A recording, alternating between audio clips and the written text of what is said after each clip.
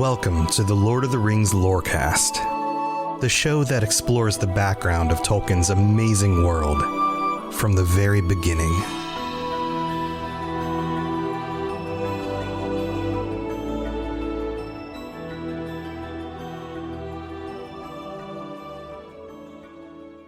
Have you ever experienced, while reading a book or watching a show, a moment where a character does something and it's unexpected, you didn't predict it, but when you actually think about it for a moment, there's no other action that that character could have taken that would have made sense?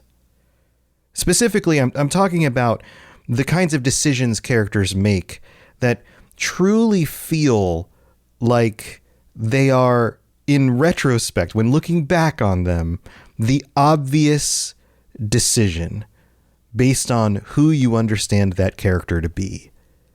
It's this weird phenomenon, and it's something that I first really noticed with George R.R. Martin's books, which are highly influenced by writers like J.R.R. Tolkien, of course, being that they are in the fantasy genre and have come afterwards. But his works are distinct and different in other ways.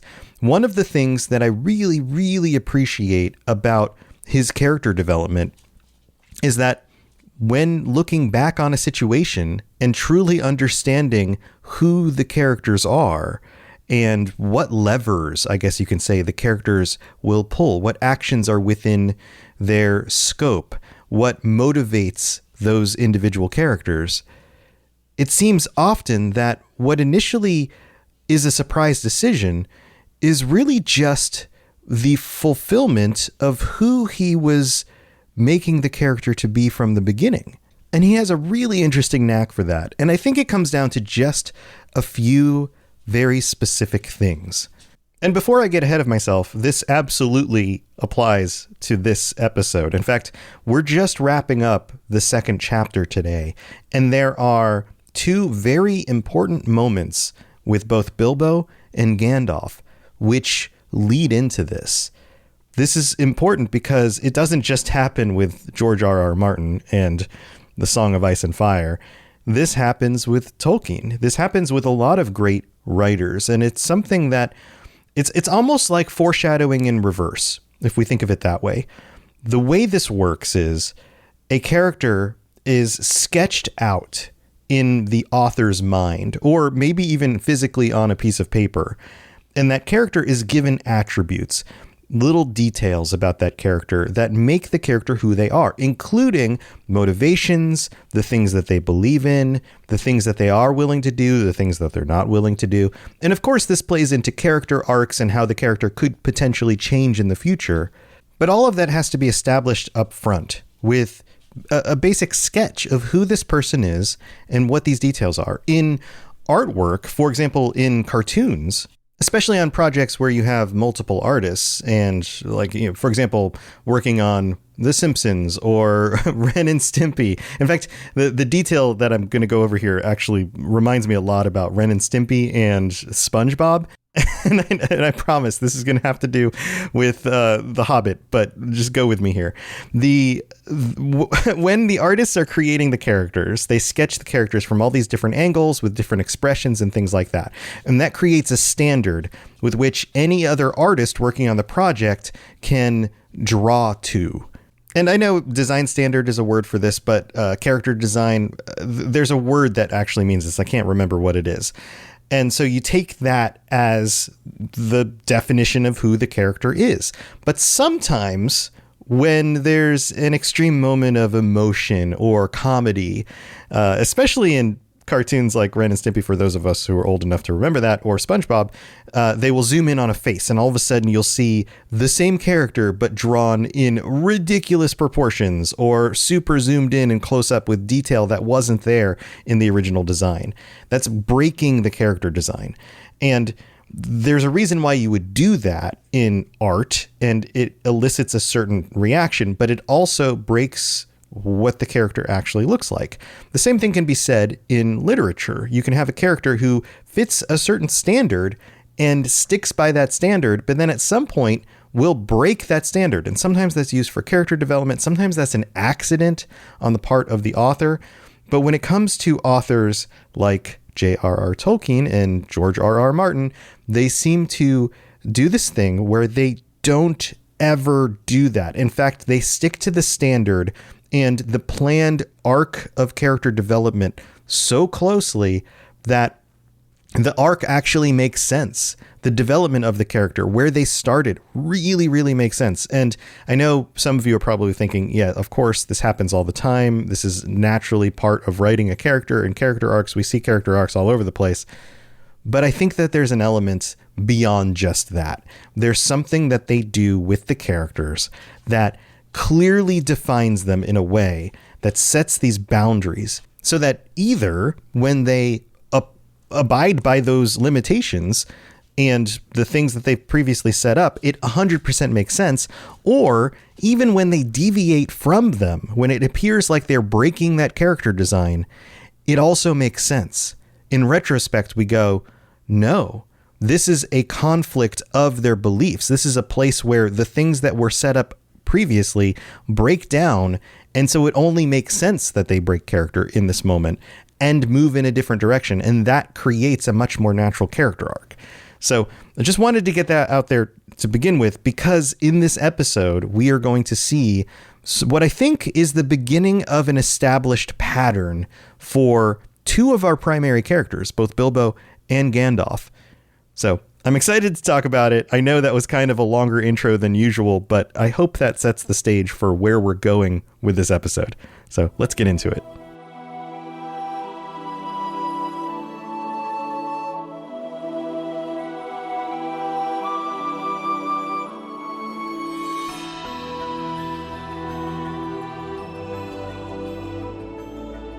So we're wrapping up the situation with the trolls. This is the next morning after they've already turned to stone. And if you remember, Gandalf remarked that the trolls must have a location that they've been hiding away in somewhere because they can't be out during the day.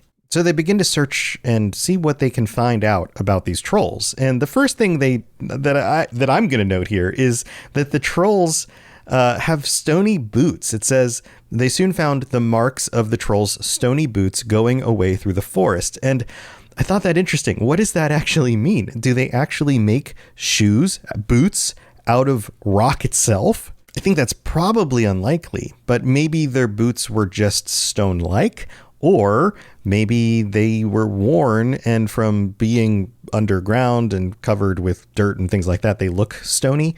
I'm not sure. It's an interesting little detail though. And so they find this path, and then they find that it goes up a hill behind some bushes.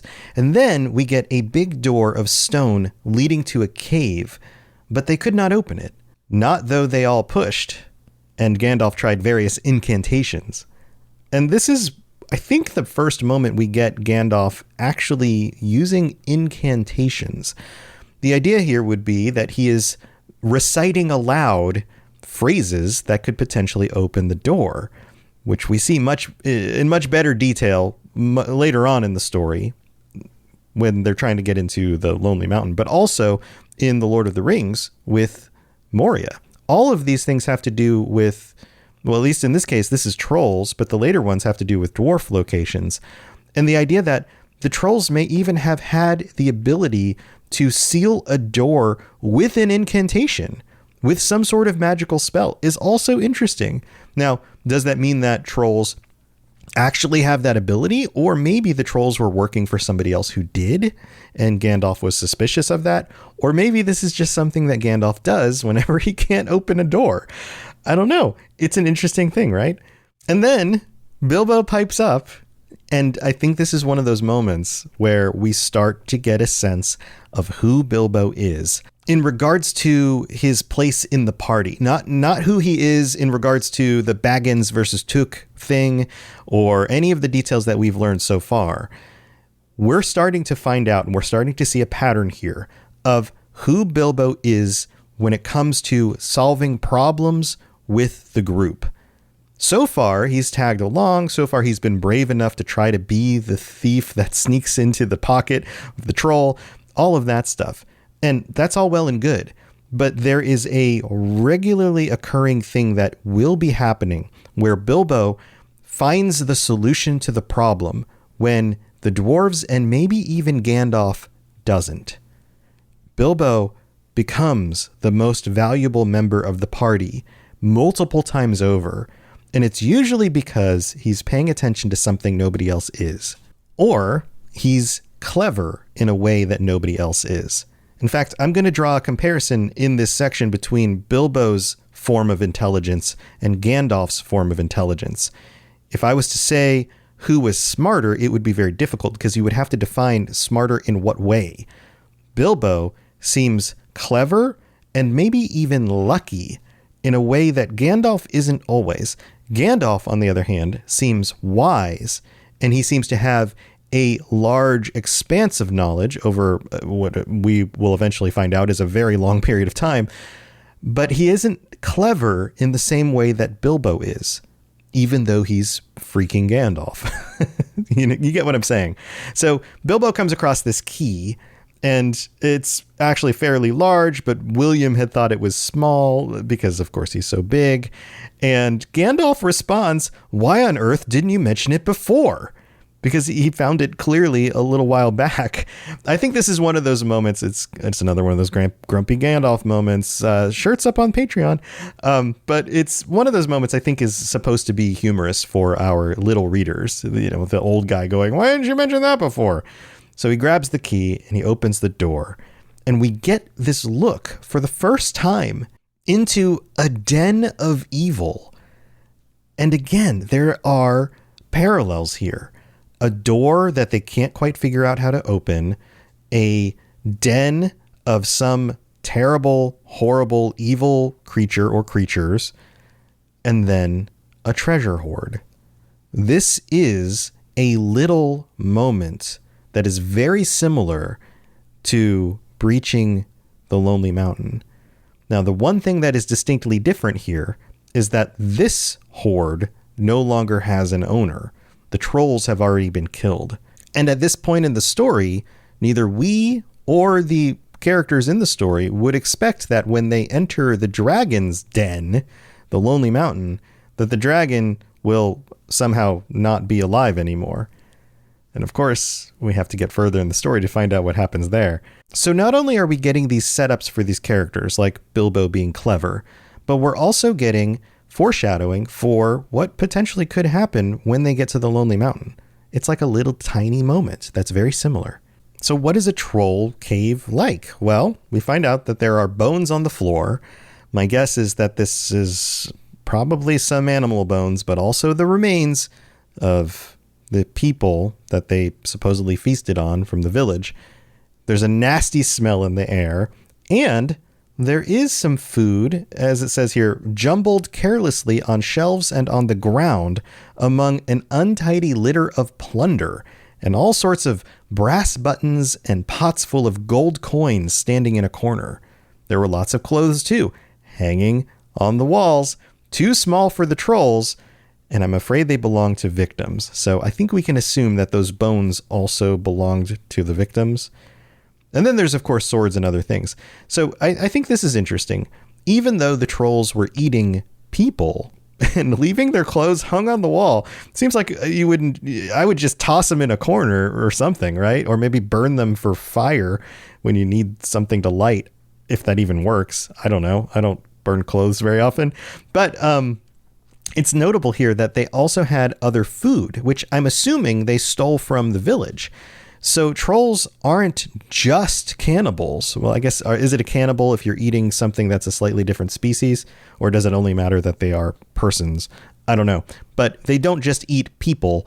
They eat other things too. So if they found already prepped meats or vegetables or fruits, then the trolls weren't beyond hoarding that food as well in order to make sure that they had more to eat.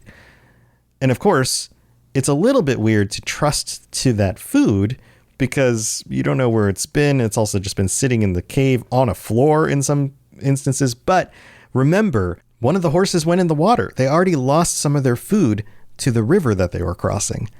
So they were looking for anything they could find. And boy, did they find some stuff. They found food. They also found some weapons.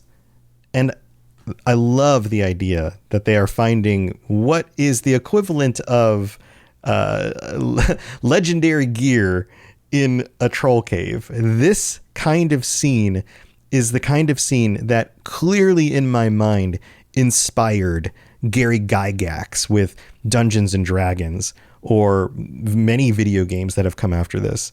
It only makes sense that when you're on your adventure and you take out the monsters that are a few levels above you, that you get some sort of special prize in the end. And so here we get beautiful scabbards and jeweled hilts on these two swords that Gandalf and Thorin each pick up. And of course, we later find out that those are actual weapons crafted by the elves of the First Age in Gondolin. And if you've been listening to this show, you know how crazy that is. I mean, think about it. At the time of the publishing of The Hobbit, nobody had any idea outside of Tolkien and a very small circle of individuals about the history of this world, about the Silmarillion, about the ages of the world, about the conflict between the elves and Melkor, about the smithing quality of the Noldor and the kinds of things they were crafting in the First Age of the world. And here in this troll horde are weapons crafted thousands of years older by smiths who have the ability to make weapons that will last the test of time. These weapons are as effective in the Third Age when fighting evil creatures as they were in the First. And we'll get a better, more up-close description of these weapons later on. But for right now, this is what we get. Gandalf and Thorin each took one of these, and Bilbo took a knife in a leather sheath. It would have made a tiny pocket knife for a troll, but it was as good as a short sword for a hobbit. "These look like good blades," said the wizard, half drawing them and looking at them curiously, "but were not made by any troll, nor by any smith among men in these parts and days. But when we can read the runes on them, we shall know more about them." And so at this very moment, Gandalf already knows that these are clearly elven weapons. He hasn't said it, and he hasn't said exactly where they come from, because they could come from many different places, especially if they're from the First Age. And so he's going to hold off and tell us more about it later. But for right now, he clearly is telling us, the reader, that these are legendary rewards for a quest that was just completed. And like any good quest, the party has to take a rest afterwards. Wow, that rhymed. I should write a song about questing and resting. So we'll get to that after we go thank our patrons, so don't go anywhere.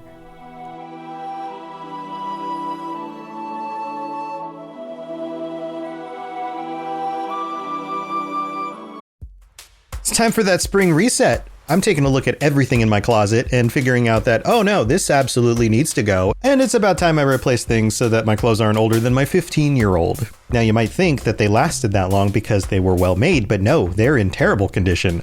Unlike the new jeans I just got from Quince. Jeans have always been my personal go-to because you can kind of wear them for lots of different things, but maybe they're not your thing. Maybe you're looking for, 100% European linen with insanely soft flow knit activewear fabric. It's definitely getting warmer, and their flow knit activewear is moisture wicking, anti-odor, and soft enough that you'll actually want to wear it every day.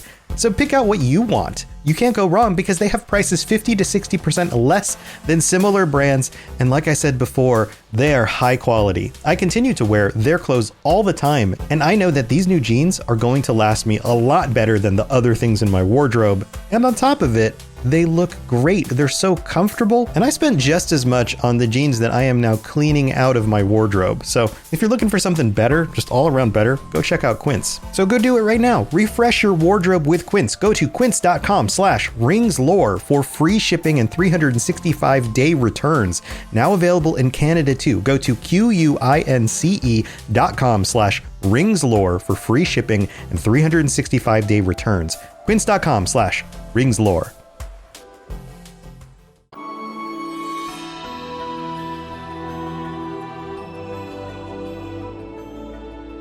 All right, here we are in the middle of the show. I hope you are enjoying this slightly different look at things. I also hope that you are enjoying the Daily Drive episode that I dropped recently. I have more of those coming out, and if you all enjoy them and if the sound quality isn't too terrible, I try to use the voice cleaner stuff and remove some of the background noise and things like that. And it, of course, makes my voice sound a little weird, but I hope it's good enough. Let me know if you're enjoying those, and let me know if you have any what-if scenarios that I should be tackling in future episodes. I hope you enjoy them because it's a kind of a fun way for me to maximize my time while in a car in order to create more content and give you all more things to listen to. So let me know if you're enjoying that stuff. Also, we have to welcome our newest patrons from patreon.com/LOTR Lorecast. Welcome to Mother of Sam. I'm not sure if that's Sam the Hobbit or if that's somebody who else is just named Sam. But welcome, CT7567 and Nicholas J. Welcome to the Patreon. So glad that you are here. Thank you for the support. And I also have to shout out our VIP patrons. Here we go. Let's go through the list. AK Music Lover, Apollo, Aragorn III, Atle Morton, or Atle. I know I've been mispronouncing your name. For some reason, I swapped the T and the L. Thank you so much for being here.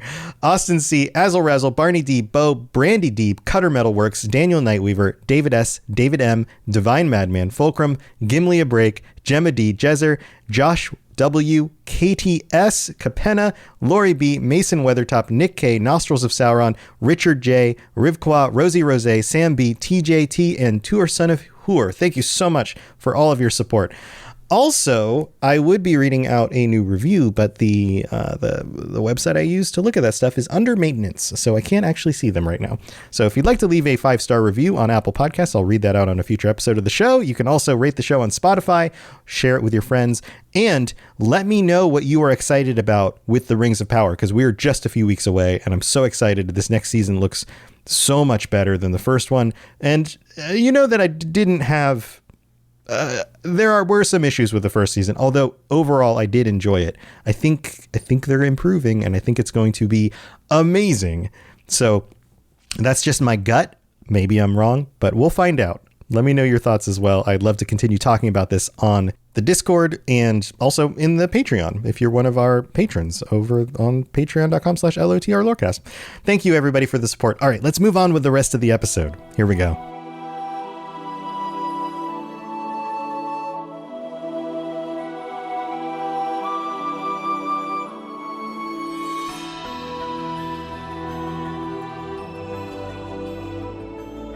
So our party continues to explore the cave. They basically snatch up anything that seems of value to them, including things like bread and cheese, ale, bacon, the swords, and the gold. Because, of course, you don't want to just leave that in a cave for anyone else to find. And then they have breakfast. They get out of the stinky troll cave, as Philly notes. It's a horrible smell, Philly says. And they go eat breakfast. They prepare this food. They've been very hungry. They've spent the whole night awake. And then they decide that they're finally going to sleep. And this is interesting. They're not sleeping at night. They're sleeping through most of the morning in order to continue traveling because they're so exhausted. And it makes sense. If you just had to fight a bunch of trolls and were up all night doing it, you would be exhausted too. And then after they sleep, they take the pots of gold, they use their ponies, and then they find a place near the river and they dig some holes and they hide the treasure, kind of like in a pirate story. And then they put many great spells over them. That's the actual quote. Many great spells. And it doesn't say Gandalf did this. It says they, because it's talking about everything from the previous sentence, including the ponies and carrying the gold, and they were doing all of these things. So I don't know specifically if this is just something Gandalf does, and maybe he's the only one in the party who did it, or if the dwarves themselves actually cast spells of protection. And this goes back historically to the kinds of things that people would have done historically. And oftentimes spells of protection were, again, enchantments. They are almost like prayers. It's almost like saying something like, if somebody comes and takes this treasure who is not of our party, they will be cursed, or something like that. It's not supposed to be seen in the way of if somebody, for example, stumbles upon this treasure, then they won't be able to dig the ground or get it out, or they will be injured upon trying to pick it up. It's nothing really like that. It's not like laying a trap in that sort of way.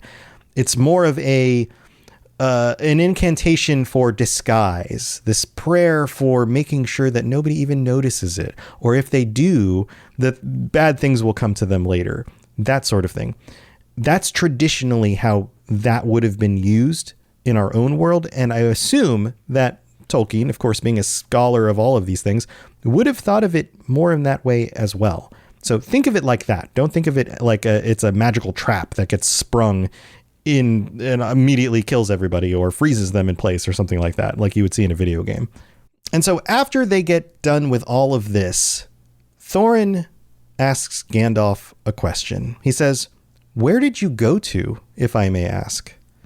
And it makes sense that Thorin is the one who asks this, because he is the most prominent of the dwarves. He is the most important. He is the most authoritative, and he's the most responsible for their safety. So he's wondering, where is Gandalf going? What is he doing? And I don't think he's suspicious, thinking that Gandalf is up to no good. He's more just curious, like, what did you go do? And Gandalf says, and this is the moment that I'm alluding to at the beginning of this episode that sets a standard for who we can expect Gandalf to be. And in typical Gandalf fashion, he gives just as much information as is needed, and no more. But it says so much. He responds and says, "To look ahead." And then Thorin says, "And what brought you back in the nick of time?" Gandalf says, "Looking behind." And these simple words, just 2 words, look ahead, look behind, looking behind, tell us so much about Gandalf. Gandalf is constantly looking ahead and looking behind. Gandalf's role, not only through The Hobbit, but through The Lord of the Rings, is to plan for how to handle the terrible things that are happening in this world and to fight back. And the way that he fights back is through relationships with other people who are not as powerful as him. They are not as wise as he is.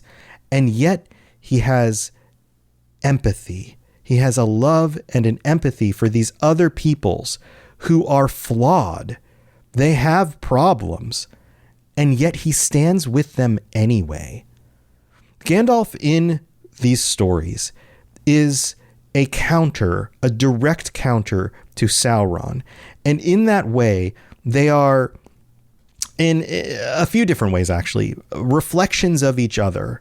They're both powerful entities. They're both Maya originally, and they both have the ability to plan and plot things. They're very good at coordinating and planning and all of that kind of thing. So they have a lot of similarities there, but they are distinctly different in one major way, and that is how they view power.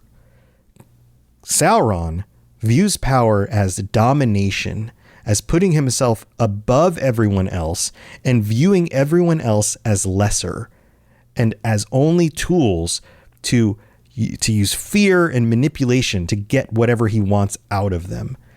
Gandalf, on the other hand, who is superior to all of these other peoples because he is actually from a stock of creation that is a level above where they are, views everyone else not as inferiors, but as equals. He treats them fairly and with empathy. And it's that empathy that truly builds Gandalf's strength, because that empathy brings with it something Sauron will never understand. And that is the respect and love of other individuals and what that can do to motivate the people around you to greatness. So Gandalf is always looking ahead, but he's also always looking back at the people who are following him. He's always checking in. He knows that he is more powerful, that he is more capable, that he is more wise than the people around him. But he also knows that with that great power comes great responsibility. Now we've got Spider Gandalf. And it's important. It's important that we understand Gandalf this way. And so in the beginning of this section, we learn that Bilbo is clever. He's a problem solver. He's going to come up with a solution when everyone else falters, including Gandalf. And yet Gandalf, the thing about his personality that we will see reflected time and time again in the story, just like that for Bilbo, is that he is always looking ahead, but also behind. And so sometimes he's not there in the moment, but that's okay, because his strengths lie in looking ahead and looking behind. Bilbo is the one who's there in the moment. And the two of them together create a solution to so many of the problems that they're going to face in this story. And it's brilliant. It all comes together right here at the very end of chapter 2. It's all right there. And so this conversation continues, and Gandalf says, looking behind, and Thorin says, exactly, but could you be more plain? Because he doesn't really understand what he's saying and what he was actually doing. It's kind of a non-answer. Gandalf says, I went on to spy out our road. It will soon become dangerous and difficult. Also, I was anxious about replenishing our small stock of provisions. I had not gone very far, however, when I met a couple of friends of mine from Rivendell. Rivendell means elves. Gandalf came across elves. And again, it implies Gandalf's strength here of making friends, of being empathetic with other people. And then Bilbo asks, what's that? And of course, Grumpy Gandalf responds, don't interrupt. Another humorous moment for Grumpy Gandalf. You will get there in a few days from now if we're lucky and find out all about it. But anyway, basically he says, I met two of Elrond's people. They warned me that there were trolls that had come down from the mountains and were waylaying strangers. And so I had this immediate feeling that I was wanted back. Looking behind, I saw a fire in the distance and made for it. So now you know.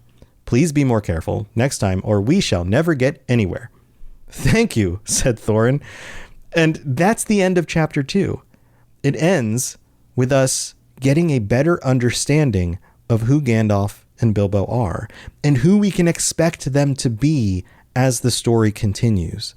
And that's the brilliance of Tolkien's writing. It's so simple and yet so profound at certain times. Sometimes it's very complex and verbose, but other times, like this, it gives us such a simple understanding of these characters and who foundationally they are. Deep down, this is who they are in regards to the story. And we're going to see that develop. So I look forward to more episodes with you in the future. I hope you have a wonderful week. I hope you enjoy the Daily Drive episodes that I'll be putting up. And as always, reach out, jump on the Discord, share some thoughts. I'd love to hear from you. Have a wonderful week. See you next time. Thanks for listening to the Lord of the Rings Lorecast. If you'd like to learn more about other fantasy worlds, check out my other podcasts, The Elder Scrolls Lorecast, The Witcher Lorecast, and more at robotsradio.net. If you'd like to reach out, I'd love to hear from you. Send me a note on Twitter at robots_radio or join our amazing community on the Robots Radio Discord. There are links in the show notes or just search Robots Radio Discord or find the link on robotsradio.net. I'll see you next time.